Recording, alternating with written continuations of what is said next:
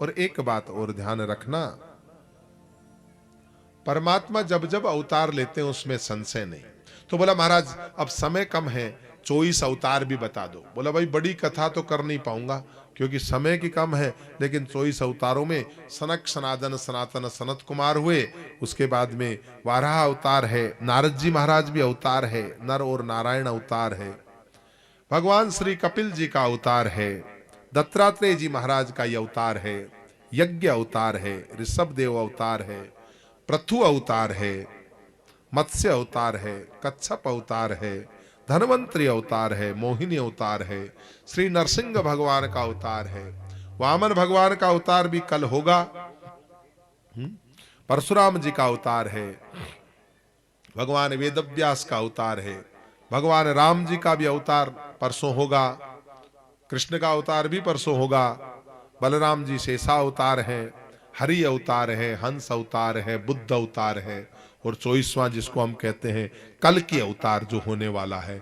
इस तरह से टोटल कुल 24 अवतारों की कथा श्रीमद् भागवत महापुराण में आती है। हमने 24 अवतारों के नाम लिए। भगवान के जितने भी अवतार हैं, बाकी तो सब लीला अवतार है, लेकिन पूर्ण अवतार दो ही हुए हैं। एक अवतार भगवान श्री राम जी का और दूसरा अवतार भगवान श्री कृष्ण का। और एक बात कहूं, राम और कृष्ण दोनों अलग अलग नहीं है, राम और कृष्ण दोनों एक ही है। लेकिन एक बात ध्यान रखना, कृष्ण ने जो कहा वो करना और राम जी ने जो किया वो करना।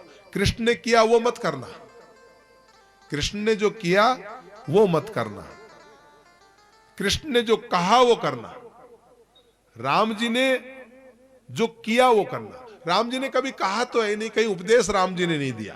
कृष्ण ने विश्व का सबसे बड़ा ज्ञान का उपदेश, श्रीमद् भगवत गीता का उपदेश, एक कोहिनूर है पूरे विश्व में, वो उपदेश दिया।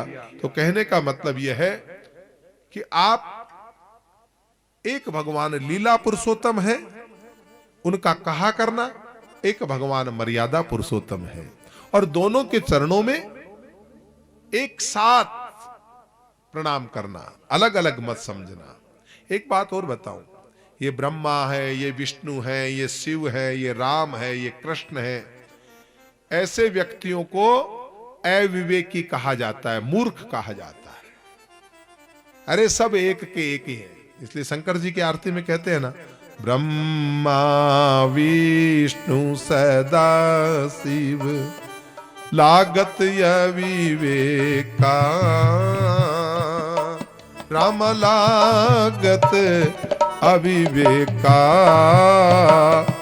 प्रणवाक्षर के मध्य ये तीनों एका, ओम जय हर शिव ओंकारा। कहते हैं सुखदेव जी महाराज के पीछे पीछे जब व्यास नंदन जा रहे हैं, व्यास नंदन के पीछे व्यास जी महाराज जब जा रहे हैं सुखदेव जी के पीछे, तो एक तालाब में कुछ अप्सराएं स्त्रियां स्नान कर रही थी। जंगल था, निर्वस्त्र स्नान कर रही थी। व्यास जी के पुत्र सुखदेव जी महाराज जो जवान हैं, वो पास में से निकल गए। उन्होंने कोई शर्म लाज करी नहीं, पीछे पीछे बेटा बेटा बेटा बेटा कहते हुए जो ही व्यास जी महाराज गए तो उन्होंने हड़बड़ाते हुए सारे अपने कपड़ों को संभाला और वस्त्र संभाल करके तो उन्होंने कहा कि अरे तुम दिखावा करती हो, मेरे जैसे बूढ़े आदमी को देख करके तो शर्म कर रही हो, और मेरा जवान बच्चा पास में से निकला, उसकी तुमने शर्म ही नहीं की। उन्होंने कहा महाराज, क्योंकि सुखदेव जी महाराज के हृदय में स्त्री और पुरुष का भेद ही नहीं है। ऐसे वीतराग जो महामुनि हैं, उनका नाम सुखदेव जी महाराज है। बोले सुखदेव जी महाराज की। अरे वाह भाई वाह, आपके तो टीम बड़ी लंबी चौड़ी आई है, जय वाली टीम भी। कहते हैं 17 पुराणों की रचना करके और व्यास जी महाराज चुप हो गए। व्यास जी महाराज परेशान हो गए क्योंकि 17 पुराणों में ज्ञान ही ज्ञान की चर्चा की, लीला पुरुषोत्तम की चर्चा नहीं की। अब लीला पुरुषोत्तम की चर्चा के बिना मजा आए क्या? अरे आदमी के जीवन में कोई फिल्म की स्टोरी बने, कोई बढ़िया पिक्चर बनाए और उसमें लव स्टोरी नहीं हो तो बड़ा वो आनंद आएगा क्या? है वो पिक्चर चलेगी क्या? व्यास जी ने 17 पुराण बनाए, सारे के सारे मर्यादाओं में भरे हुए थे।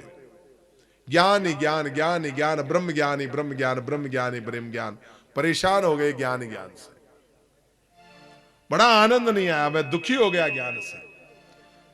नारद जी महाराज का आगमन हुआ, बोला मुझे जीवन में आनंद नहीं आता। बोला आनंद लेना है तो लीला पुरुषोत्तम की कथा करो। बोला इतने पुराण तो रस दिए, अब लीला पुरुषोत्तम बाकी रह गया। बोला हां, जब तक कृष्ण की रास लीला की चर्चा न हो, जब तक हृदय में प्रेम पैदा ना हो, जब उस प्रेम स्वरूप परमात्मा की आराधना न हो, जब तक जीवन रूखा है। बोला भाई अब मेरे से तो होने वाला नहीं। बोला नहीं नहीं, आप कर सकते हैं, भागवत की रचना नहीं करोगे तब तक आपके मन में संतोष नहीं होगा। व्यास जी बोले अब क्या करूं, बुढ़ापा आ गया, 17 पुराण रच दिए। नारद जी ने कहा मन को निराश मत करो, मेरे पिता ब्रह्मा जी ने मुझे 4 श्लोक दिए थे, वो 4 श्लोक मैं आपको देता हूं और वो 4 श्लोकों से आप जो है भागवत का विस्तार करो। कहते उन्हीं 4 श्लोकों से, बड़ी कथा है लेकिन उन्हीं 4 श्लोकों से भगवान ने श्रीमद् भागवत महापुराण की रचना की। और कहते हैं ऐसे वीतराग सुखदेव जी महाराज जो पिता के बुलाने पर भी नहीं आए। नारद जी ने कहा बुलाना चाहते हो बेटे को? बोला क्या करूं, एकाएक बेटा और वो बाबा जी बन जाए। तो बोला एक तरीका है, प्रेम की कथा सुनाओ बेटे को। बेटा तो ऐसा दौड़ता आएगा। अरे बोला नहीं आएगा, वो वीतराग है। उन स्त्रियों ने कहा था कि आपका बेटा तो स्त्री और पुरुष का भेद भी नहीं जानता, वो नहीं आएगा। नारद जी बोला मैं कहता हूं उसे जाओ प्रेम का पाठ पढ़ाओ। क्या करें? बोला श्रीमद् भागवत महापुराण के कुछ श्लोक है, वो श्लोक सुनाओ। और कहते हैं वो श्लोक जो जाकर के सुनाया, एकांत में बैठे, जंगल में बैठे सुखदेव मुनि तपस्या कर रहे हैं और वहां जाकर के कोई कहता है प्रहापीडम नटवर पुकर्णयो कृणिकारम बिभ्रद्वास कनक कपिसं वैजयंती च मालाम। भगवान की समाधि खुल गई वेद व्यास जी की और सुखदेव जी की। उन्होंने कहा ये कौन है, इसके आगे का श्लोक सुनाओ। तो उन्होंने कहा आगे का श्लोक हमें नहीं आता, आगे का श्लोक सुनना है तो भगवान वेद व्यास के पास जाओ। हमें आगे आगे जानना है तो पिताजी के पास जाइए। ऐसा एक प्रेम का मंत्र नहीं,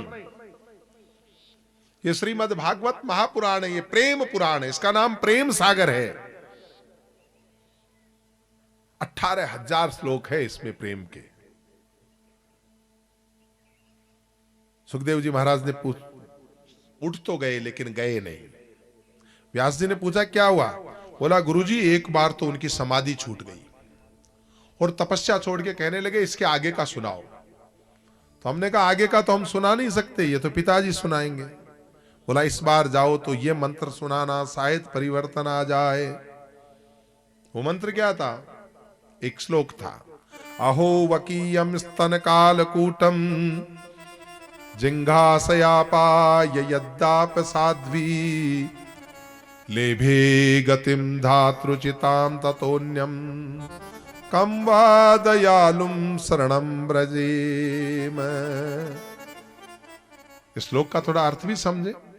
अहो देखो तो सही, इस पूतना को जहर लगाकर आई थी अपने स्तनों पर, लेकिन भगवान ने उसका भी उद्धार कर दिया। गोविंद ने उसको माता की गति प्रदान कर दी। जो गति मां यशोदा को प्रदान की वो गति पूतना को प्रदान की। ऐसा सुनते ही सुखदेव जी महाराज की समाधि टूट गई। शिष्यों से बोले आगे बोलो। बोलो हमें इतना ही आता है, आगे सुनना है तो चलो पिताजी के पास। तोड़े दौड़े आए, पिताजी के चरणों में गिर के बोले पिताजी मुझे श्री कृष्ण कथा सुनाइए, मुझे भागवत कथा सुनाइए। मैं जंगल में रह के खूब बोरियत भरी साधना कर चुका, अब तो मुझे इस प्रेम पुराण की कथा सुनाइए। वेदव्यास ने सोचा मेरा पुत्र आ गया, लेकिन भागवत पढ़ने का अधिकारी तो ये सूत जी के पुत्री है। हम भले ही ब्राह्मण हैं, लेकिन उन्होंने पद्म पुराण में कहा कि मैंने तो इन सूतों से, राव जी से ही मैंने ये पोथियां ली है, मैंने तो संग्राह के सिद्ध होता हूं।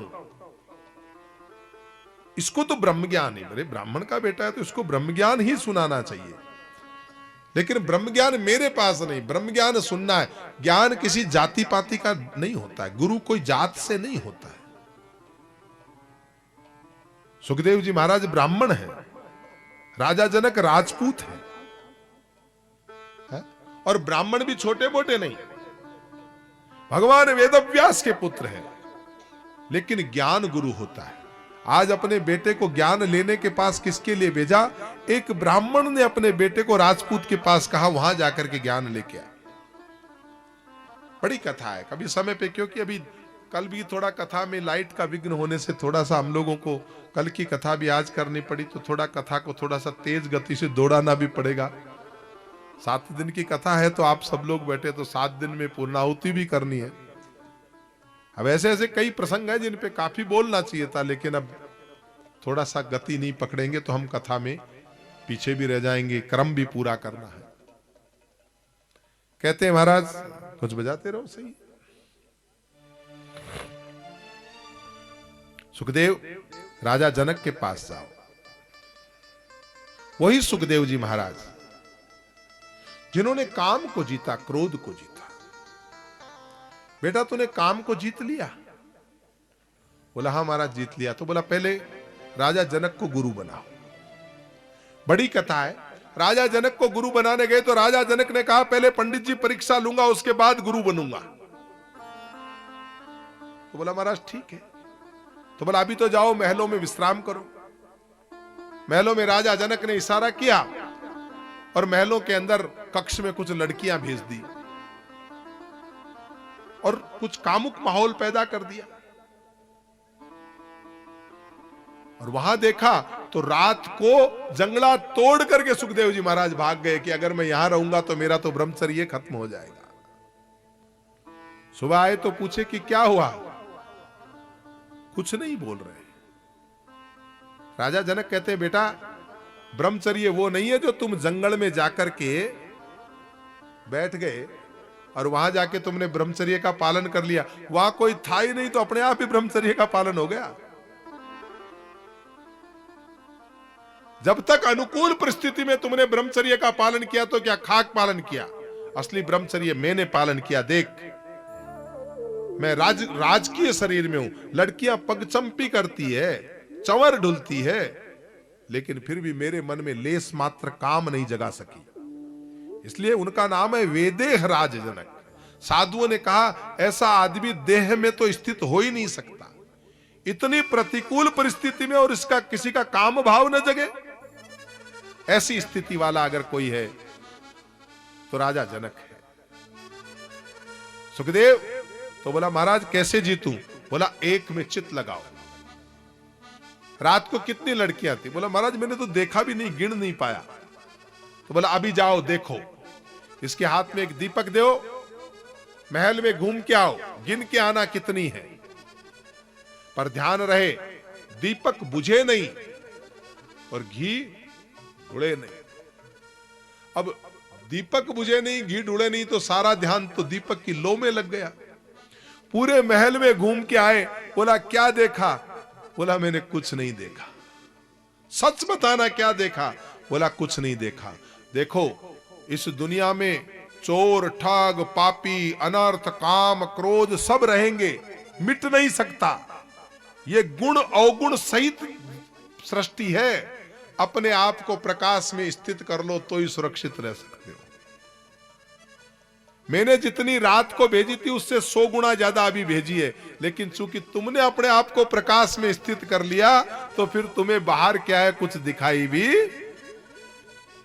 बेटा अब तुमने काम जीत लिया,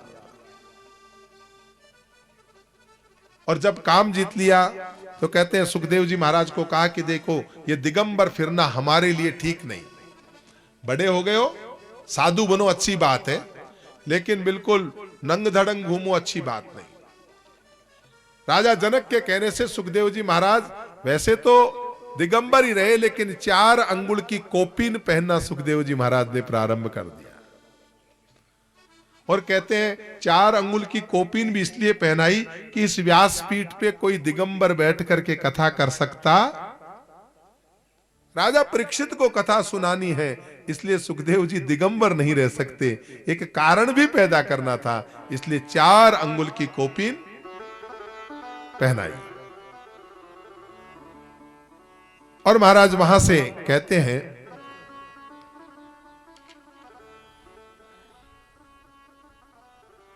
कि कौरवों का युद्ध चल रहा है। कौरवों के युद्ध के बीच में युद्ध भूमि में दुर्योधन पड़ा है। दुर्योधन देख रहा है मेरे सब भाई मर गए, पूरा का पूरा कौरव वंश आज खत्म हो गया। अश्वत्थामा आता है। अश्वत्थामा कहता है मित्र मैं तुम्हारे लिए क्या कर सकता हूं। बोला अश्वत्थामा मुझे दुख इस बात का नहीं है कि मेरे 99 भाई खत्म हो गए। अश्वत्थामा रोना इस बात का है पांडव एक भी नहीं मरा। मेरे 99 खत्म हुए उसका मुझे दुख है, लेकिन उससे ज्यादा दुख इस बात का है कि पांडव एक भी नहीं मरा। कम से कम एक भी पांडव मर जाता तो मेरी आत्मा को शांति मिलती, लेकिन पांडव एक भी नहीं मरा। अश्वत्थामा ने कहा अच्छी चिंता की मित्र, अभी युद्ध समाप्त नहीं हुआ, छद्म युद्ध मेरे पास है, मैं धोखे से सही।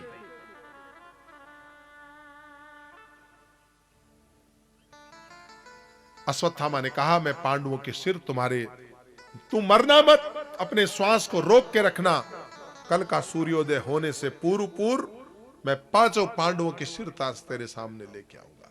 लेकिन जिनकी रक्षा भगवान करते हो, योगक्षेमम वहन करते हो परमात्मा, जाको राखे साइया,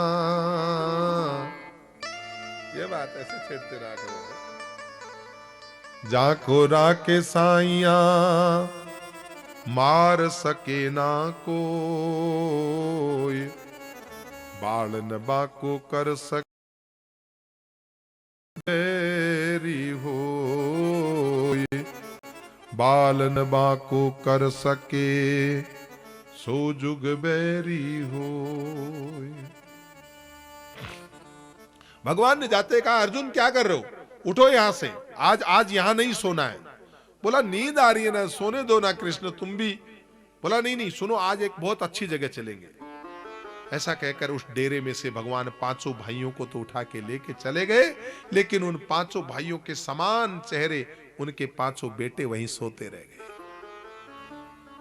पीछे से अश्वत्थामा आया, और अश्वत्थामा अंधकार में पागल होकर के आता है, मालूम भी नहीं करता कौन है, सिर उघाड़ के भी नहीं देखता, और प्रतिशोध की अग्नि में 5 बच्चों का सिर कलम कर देता है। और 5 पांडवों के पुत्रों का वो सोते ही रह गए। निरपराध बच्चे आज मारे जाते हैं, उनका सिर लेके जाता है तो दुर्योधन के हृदय में भी दया प्रकट हो जाती है। हालांकि दुर्योधन के हृदय में भीतर आत्मा में प्रतिशोध की ज्वाला जल रही है, लेकिन दुर्योधन कहता है तूने ये क्या किया, मैंने पांडवों को मारने की बात की थी, अपना वंश खत्म करने की बात नहीं की, ये तो मेरे बेटे हैं। अश्वत्थामा तूने क्या किया, मेरा वंश खत्म कर दिया। मुझे अपने भाइयों से बदला लेना था, भतीजों से नहीं। अरे अश्वत्थामा तूने बहुत बुरा किया। ये और दिन देखने बाकी रह गए थे। ऐसा कहते दुर्योधन ने अपने प्राण छोड़ दिए। द्रौपदी कर्रा उठी, द्रौपदी के पांचों पुत्र मारे। अब जिसके 5 पुत्र मर जाए, आप अनुमान लगाइए उस माता की स्थिति क्या होती होगी। द्रौपदी बार बार पुकारती है, रे दुष्ट क्या बिगाड़ा था, मेरे बच्चों ने क्या बिगाड़ा था। अगर हिम्मत थी तो मेरे पतियों से झगड़ते।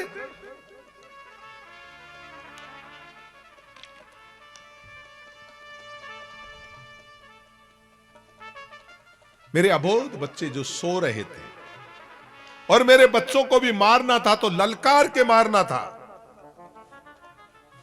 मैं गर्व करती अगर मेरे लाल लड़ते हुए मारे जाते, लेकिन मेरे सोते हुए बच्चों के सिर कलम कर दिए।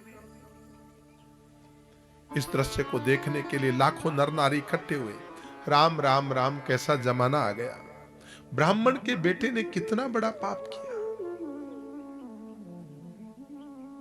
अर्जुन ने धनुष हाथ में ले लिया। द्रौपदी, हमारे पुत्रों को मारने वाला अश्वत्थामा आकाश पाताल तीनों लोकों में कहीं भी होगा, बच नहीं पाएगा।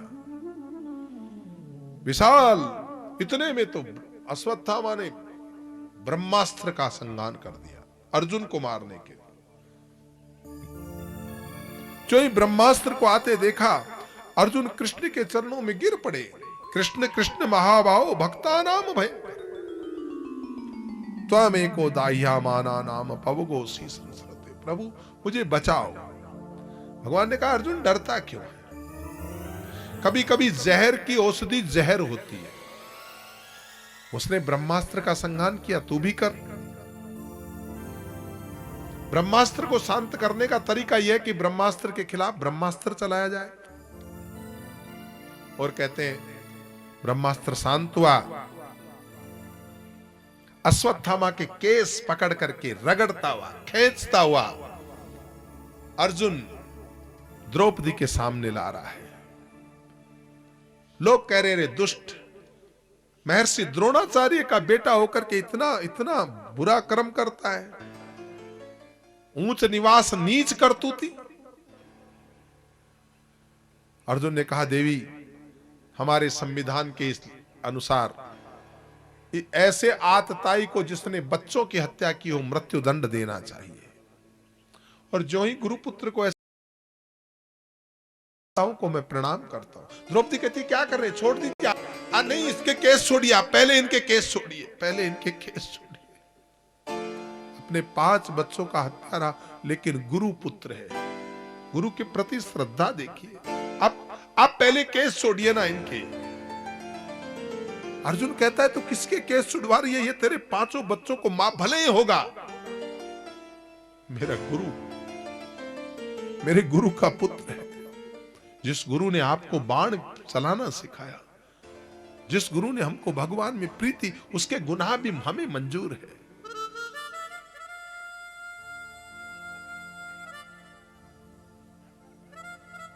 भीम कह रहा, अर्जुन द्रौपदी की बातों में मत आ, ये नारी है, ये भावना में बह रही है, द्रौपदी की बातों में आने की जरूरत नहीं। और अगर तू इसे नहीं मारेगा तो मैं इसे मारूंगा। वो कहती, नहीं नहीं, आप ऐसा मत कहिए, छोड़ दीजिए इन्हें। अर्जुन ने कहा, क्या कह रही हो तुम? कहती हो छोड़ दो। जिसने हमारे 5 पुत्रों को मौत के घाट उतार दिया, उसके लिए तुम कहती हो कि मैं उसे छोड़ दूं? बोला, आप नहीं समझ पाएंगे। एक मां ही दूसरी मां की वेदना समझ सकती है। आज जैसे मैं अपने पुत्रों के लिए आंसू बहा रही हूं, ऐसे ही मेरी गुरु मां कुरही की भांति रुदन करेगी। ये तो गुरु मां गौतमी का इकलौता पुत्र है, आप इन्हें छोड़ दीजिए। मेरे गुरु महाराज की मां, विधवा मां रोए, ये मुझे बर्दाश्त नहीं। और इसको मारने से मेरे बेटे तो वापस नहीं आएंगे, इन्हें मत मारो। अर्जुन ने कहा, तेरे मन में करुणा आ गई, कानून में करुणा नहीं होती, दुष्ट के साथ दुष्टता का व्यवहार किया ही जाना चाहिए। युधिष्ठिर से पूछा, बताओ क्या करें? बोला मारो, कुछ मत करो। भीम ने कहा, मैं तो पहले ही कह चुका, मारो मारो मारो। भगवान कृष्ण ने कहा, मारो मत, द्रौपदी की बात रखो। तो क्या करें? इसकी मणि निकाल लो। ये तीसरा नेत्र जिसका, ये तीसरा नेत्र ब्राह्मण की मणि होती है बात, ये ज्ञान का नेत्र है। ज्ञान विहीन ब्राह्मण तो मरे समान ही है। ज्ञानहीनो गुरुत्याजो मिथ्याव्याधि विडंबकम स्व विश्रांतिम न जानाति पर शांति करोति किम।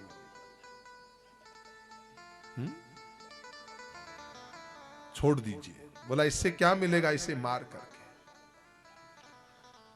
उनकी मणि निकाल करके, सिर को मूंड करके, आधा सिर मूंड करके उन्हें छोड़ दिया। वैसे तो अश्वत्थामा को शुक्रगुजार होना चाहिए था कि मृत्युदंड फांसी मिलने वाली थी और फांसी की बख्शीशनामा मिला, लेकिन कहते हैं ना, दुष्ट को तो दुष्टता ही सूझती है। जो ही उसे बेइज्जत करके छोड़ा, उसने देखा कि अभी इसका वंश खत्म नहीं हुआ। अभिमन्यु की पत्नी है उत्तरा, और उत्तरा के गर्भ में अभी बच्चा है। कौरव और पांडव वंश का आखिरी ज्योति उत्तरा के गर्भ में है। मैं इनके वंश को खत्म कर दूंगा। और जो ही बाण संधान किया, ब्रह्मास्त्र का संधान किया, उत्तरा बोली, बचाओ कृष्ण, बचाओ बचाओ बचाओ। भगवान तुरंत बाहर कन्हैया अलग बैठा है, और अंदर गर्भ में इस अंगूठे के प्रमाण परमात्मा ने पहुंच करके अपने सुदर्शन से एक पूरी परिक्रमा उनके गर्भ में, और उस परिक्रमा में रक्षित होने के बाद जिस बालक का जन्म हुआ, उस बालक का नाम परीक्षित हुआ। बोलिए परीक्षित महाराज की। राजा परीक्षित का जन्म हुआ, और जो ही परीक्षित का जन्म होता है, उसे पहले कहते हैं कि भगवान भी कहते हैं कि मैं वापस जाना चाहता हूं, आप सब लोग अपने लिए कुछ मांगो। कुंती भी खड़ी है, सब खड़े हैं, सब दुखी हैं। सबसे कहा कुछ मांगो। सबने कहा प्रभु तेरी याद बनी रहे, याद बनी रहे, याद बनी रहे। आप कहीं भी जाओ आपकी याद आती रहे। आज कुंती एक साइड में खड़ी है। कुंती से पूछा, बुआ जी आप रास्ते में बुआ लगती हो, अब मेरे पिताजी की बहन हो, आप भी तो कुछ मांगो। बोला क्या मांगू गोपाल? मांगते तो वो होते जो भिखारी होते। बोला भिखारी नहीं, बुआ जी बन के मांगो, हक से मांगो, मेरा देने का मन है। बोला अगर देना चाहते हो तो एक ही वर दो। बोला क्या? विपदः सन्तु न सस्व तत्र तत्र जगत गुरो भवतो दर्शनम यस्साद पुनर्भव दर्शनम। अगर देना है तो मुझे खतरनाक से खतरनाक दुख दो। बोला बुआ जी खतरनाक से खतरनाक दुख नहीं, सुख बोलो। बोला नारे सुख नहीं चाहिए। तो बोला बुआ जी दुख भी कोई मांगने की चीज है? बोला गोविंद देखो, जब तक दुख था तब तक तो तुम हमारे साथ में थे। आज जो ही हस्तिनापुर का राज हमें मिला, सारी महाभारत खत्म हुई, सुख आते तुम कहते हो कि मैं जाना चाहता हूं। मेरी बहुत बड़ी व्यथा है। मैं तो इतना ही जानती हूं, मुझे तो दुख में मजा आता है। कवि सुरेंद्र शर्मा कहते हैं ना, घरा घरा मत जा रे दुखड़ा, मारे घर कब आवेगा? मारो घर तो खुलो पड़ियो है, मारे घर कब आवेगा? क्यों जाता है इधर उधर? सुख के माथे सिल पड़े जो हरि हृदय ने जाए, बलिहारी वहां दुख की जो माने पल पल नाम जपाए। दुख में तो भगवान तेरी याद आती है। कह हनुमंत विपत्ति प्रभु सोई, जब तब भजन न सुमिरन होई। मां कुंती ने दुख इसलिए मांगा। आपस में चर्चा कर ही रहे थे, किसी का मन नहीं होता जाने का।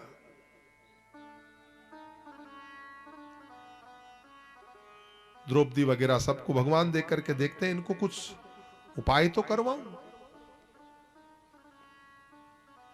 उस समय भगवान कहते हैं कि आओ, अभी भीष्म पितामह ने प्राण नहीं छोड़े हैं, उनको भी सत्संग की जरूरत है। जब तक भीष्म प्राण न छोड़े हम वहां जाते हैं, भीष्म से कुछ पूछते हैं। भीष्म ने भी प्राण किया था, एक प्रण मांगा था, भगवान से वचन मांगा था। क्या? हाँ जी,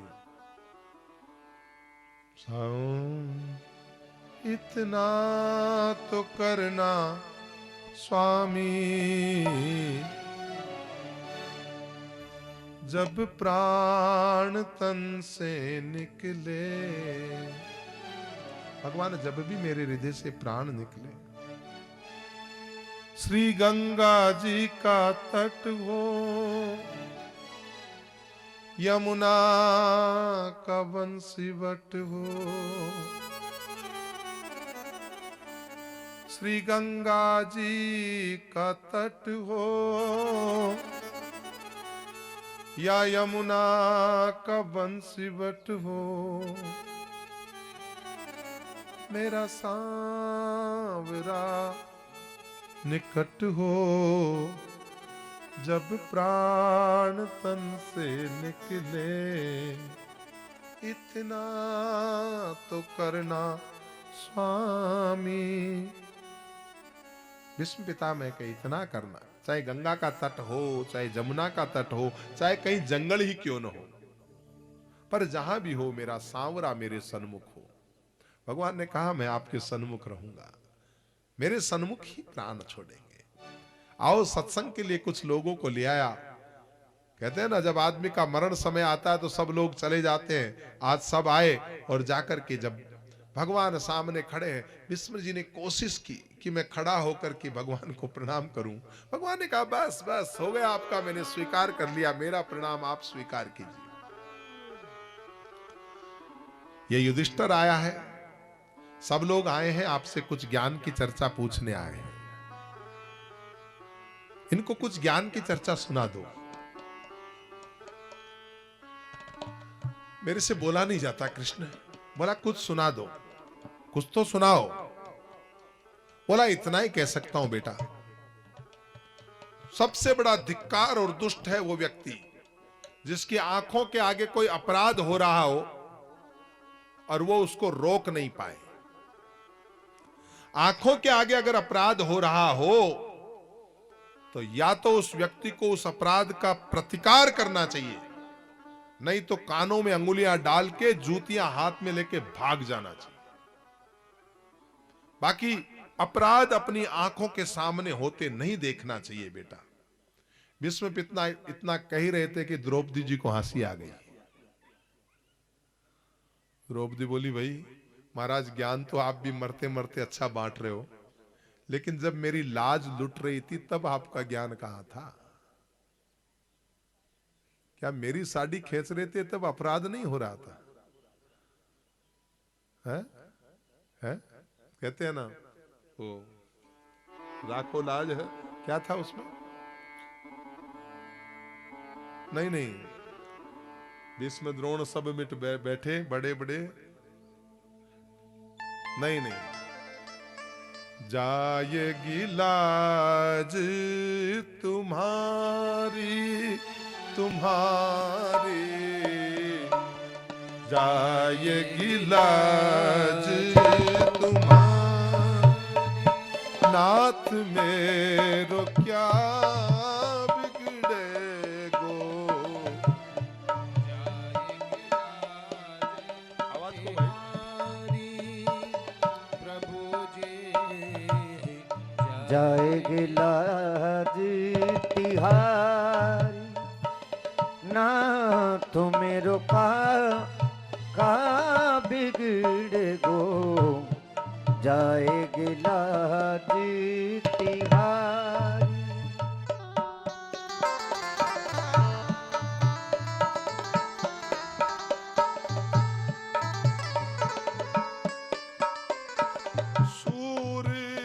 समूह है भूप सब बैठे, बड़े बड़े सूतधारी।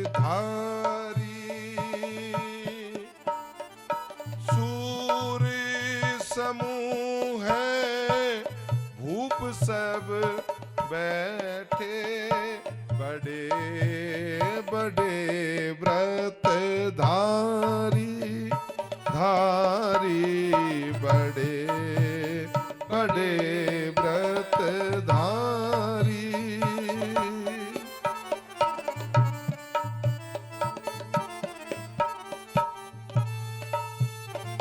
भीष्म द्रोण कर्ण दुशासन, जिनने आपत डारी। नाथ में जाएगी लाज तिहारी तिहारी, जाएगी लाज तिहारी। नाथ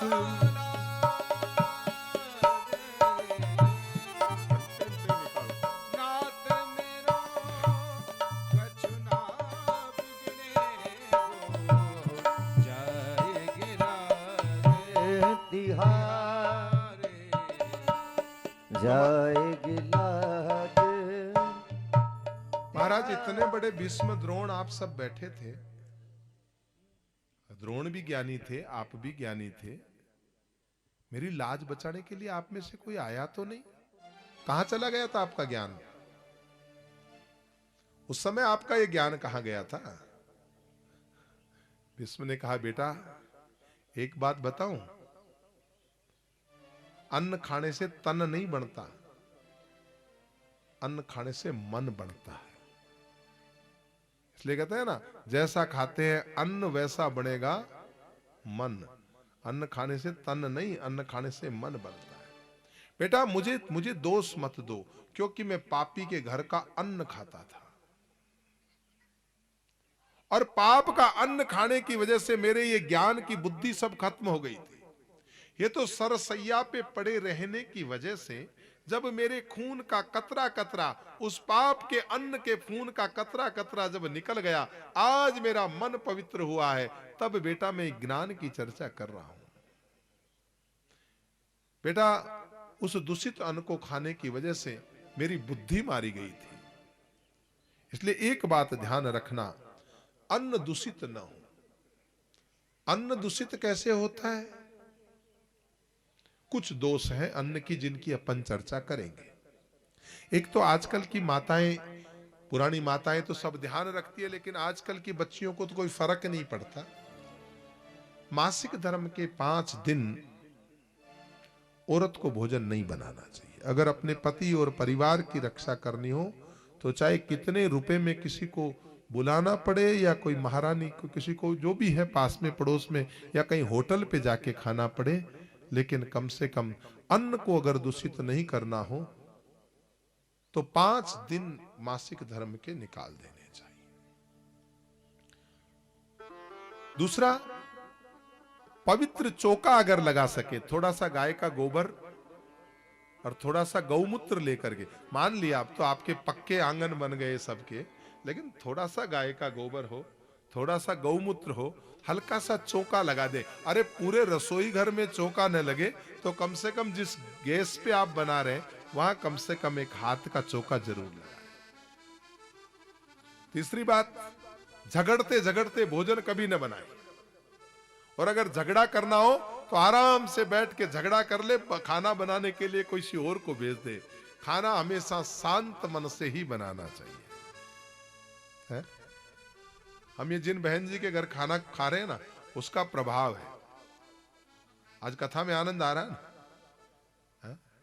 ये उस मातृ शक्ति का जो है ना, और वो बड़ा कभी वो खींचती नहीं है। 5 आ गए, 7 आ गए, 8 आ गए, जितना मैं बोला हमारे तो कोई व्यवस्था ही नहीं, ठाकुर जी व्यवस्था करते। लेकिन प्रसन्न आत्मा, ऐसा नहीं कि महाराज ये कितना, अब हमारे हमने कोई जिम्मेवारी थोड़ी ली, ऐसा तो नहीं भाव में है, बड़ा हृदय से बड़े अपना। तो भोजन जो है वो बनाने वाली माई अगर शांत मन से प्रेम से भोजन बनाती है, उसका इफेक्ट आप पे जरूर पड़ता है। और आप ध्यान रखना, कई बार आप इस पे अन्वेषण कर सकते हैं। आप जिस दिन क्रोध में हो उस दिन ये भी सोचना आज खाना किसने बनाया था, या खाना बनाने वाले, ये किसी व्यक्ति विशेष से नहीं, खाने बनाने वाले की मन की स्थिति क्या थी।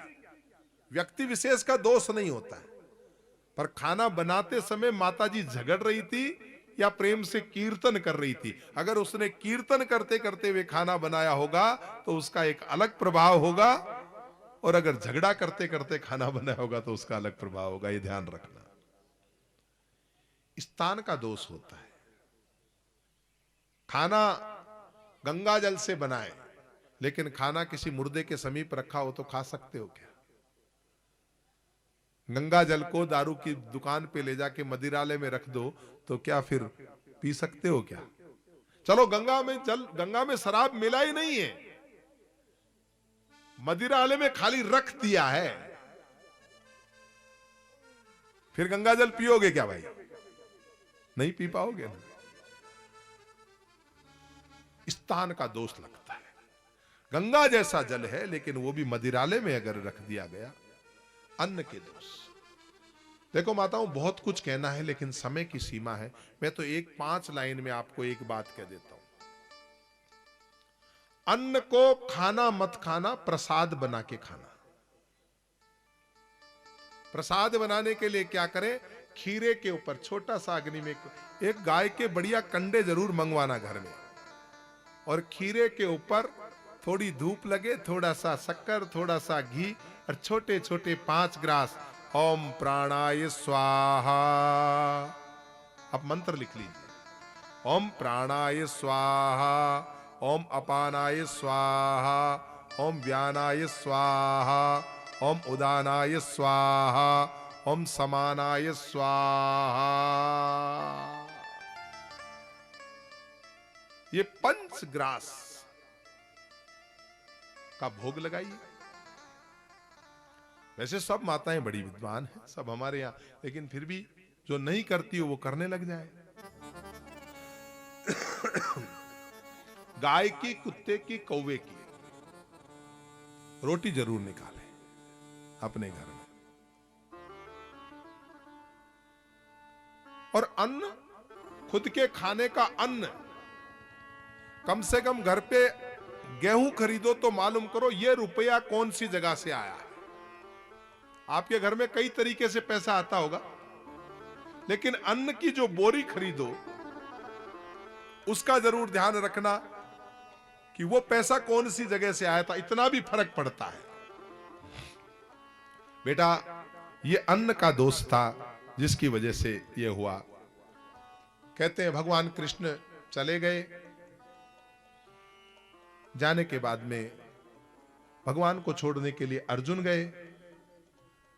अर्जुन जब वापस आए तो ना कृष्ण थे ना द्वारिका थी, कुछ सब कुछ न, मतलब वो अभी जो द्वारिका है ना, वो तो कहते हैं दूसरी, वो द्वारिका तो समुद्र के भीतर है, ऐसा भी कहते हैं। वो तो समुद्र के भीतर ही रह गई, ये तो उसका प्रतिरूप है, ऐसा सुना मैंने। वो कहते हैं वो द्वारिका तो भगवान ने समुद्र के बीचों बीच बनाई थी। और जो ही अर्जुन वापस आए बड़े उदास आए, हालत खराब है। और उस समय पूछा, युधिष्ठिर जी ने पूछा कि क्या हुआ भाई, बताओ तो सही क्या बात हो गई, तुम इतने उदास क्यों हो? तो उन्होंने कहा कि भगवान हम सबको छोड़ करके चले गए।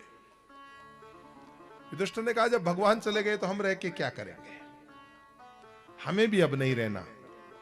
छोटी सी उम्र में राजा परीक्षित का क्या कर दिया? क्या किया राजा परीक्षित का? कथा सुन रहे थे ना?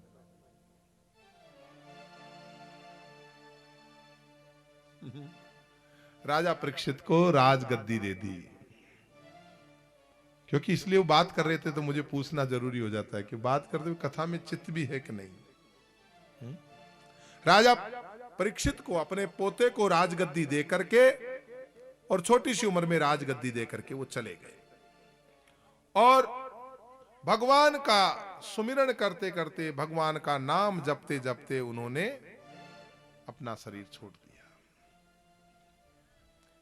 राजा परीक्षित बहुत बड़े धर्मात्मा राजा हुए।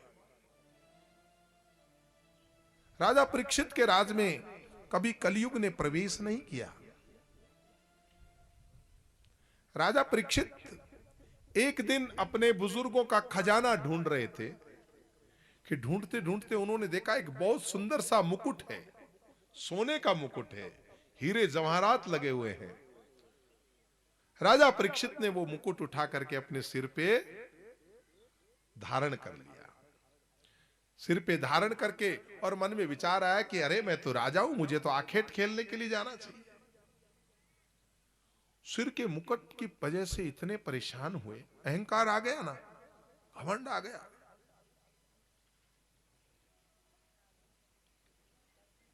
आपको मालूम है वो मुकुट किसका था? वो मुकुट युधिष्ठिर का नहीं था, वो उनके बाप दादाओं का मुकुट नहीं था। बाप दादाओं का मुकुट होता तो अहंकार नहीं आता। वो मुकुट किसका था? वो मुकुट था जरासंध का। तो जरासंध जैसे पापी का मुकुट था, खजाने में पड़ा था, जरासंध को जीता था। मुकुट बहुत बड़ा सुंदर था। उन्होंने जो ही जरासंध का मुकुट पहना तो अभिमान, अहंकार ये तो आना ही था, मुकुट का प्रभाव तो होना ही था। उस समय जाकर के देखा कि कलयुग जो है वो किस प्रकार से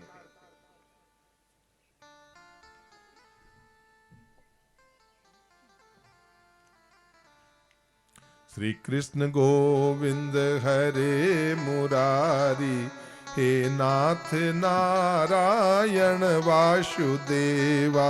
श्री कृष्ण गोविंद हरे मुरारी, हे नाथ नारायण वासुदेवा। हे नाथ नारायण वासुदेवा। हे नाथ नारायण वासुदेवा। हे नाथ नारायण वासुदेवा। हे नाथ नारायण वासुदेवा।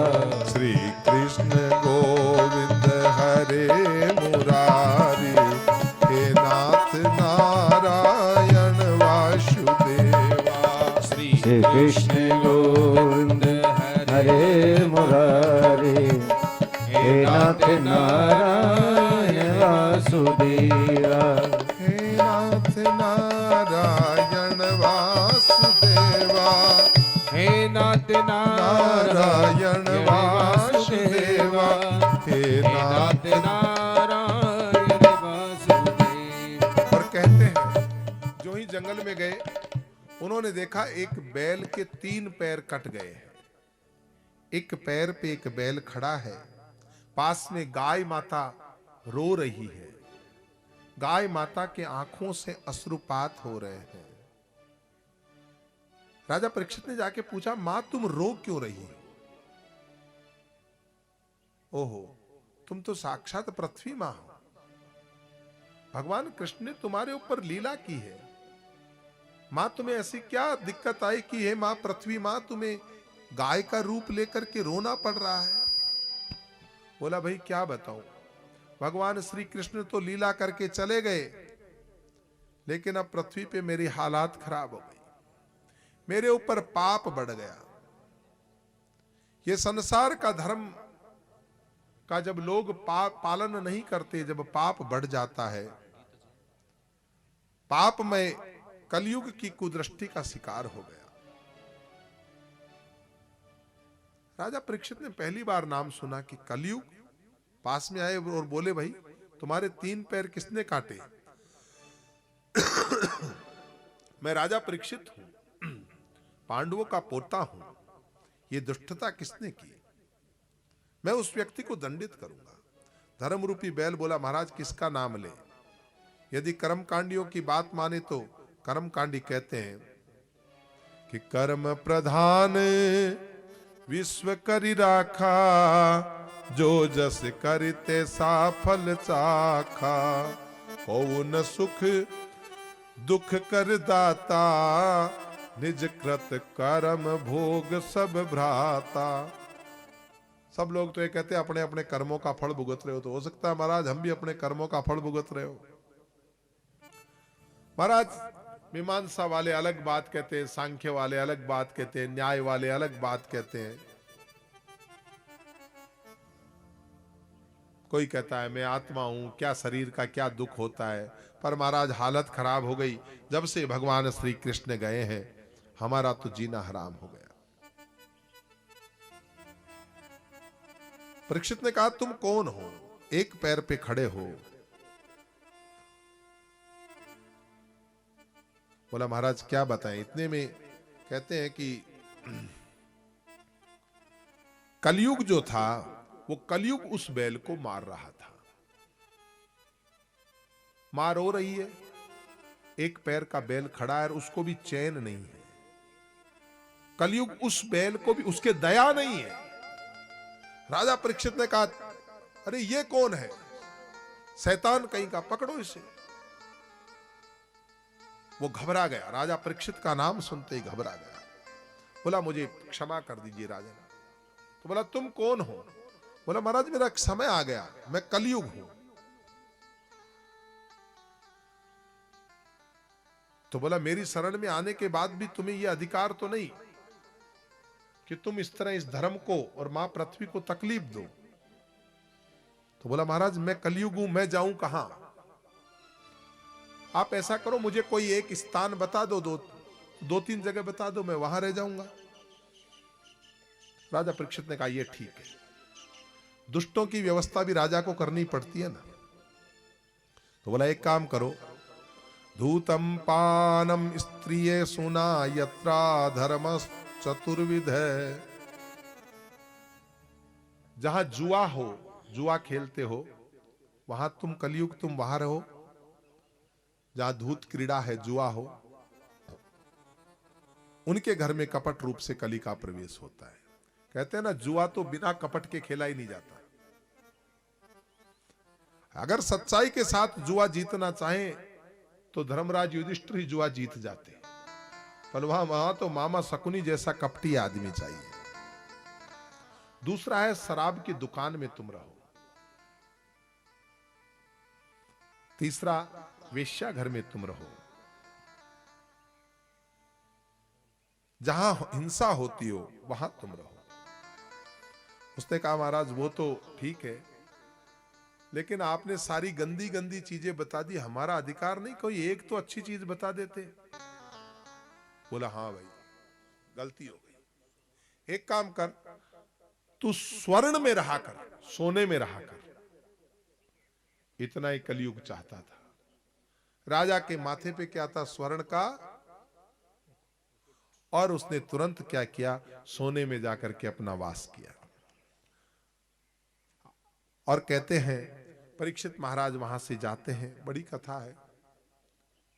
और साथ में सामने जो है एक ऋषि विराजमान है। पानी की प्यास लगी, जाकर के कहते हैं महाराज पानी पिलाओ। महाराज समाधि में बैठे। फिर कहता है मैं राजा परीक्षित हूं, महाराज मुझे पानी पिलाओ। लेकिन फिर महाराज तो कुछ जवाब देते नहीं। ऋषि अंतर्मुखी हैं। अब उसके तो वो मुकुट में कलियुग बैठा था ना, सोचा ये बाबा जी देखो क्या ढोंग कर रहा है, क्या मेरी आवाज नहीं सुन रहा है, क्या इसको सुनाई नहीं देता कि राजा परीक्षित हूं मैं। अभी दिखाता हूं महाराज कैसे ढोंग करते हो। उन्होंने एक मरा हुआ सांप पड़ा था, अपने धनुष से जो कमान होती है, वो कमान क्या जो बाण होता है, उस बाण से सांप को उठाया और राजा ने उस ऋषि के गले में डाल दिया। चल दिए राजा। उधर ऋषि कुमार को मालूम चला कि आपके पिताजी के गले में राजा परीक्षित ने सांप डाल दिया।